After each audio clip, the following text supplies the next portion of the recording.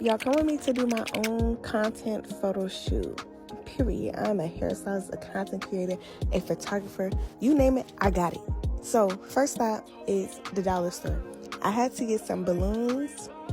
I was gonna do some pink balloons, and I seen all this stuff, and I was like, oh my gosh, y'all, I'm about to make my nieces Valentine's Day baskets, because why not? So yeah, I got distracted and bought all that stuff for their little baskets. And then I got 10 pink balloons that's going to be filled up in my car. And then the next stop was Food Line. I bought all the roses that they had available. That shit was like $100. I was like, I see why niggas don't be want to buy roses. Anyway, so I went to the shop, did her hair.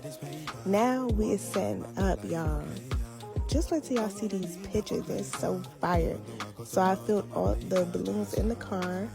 She has her roses, and it's just giving the Valentine's season. Like, it's giving what I needed it to give, y'all. Like, and look at me being a whole photographer. Like, stop playing.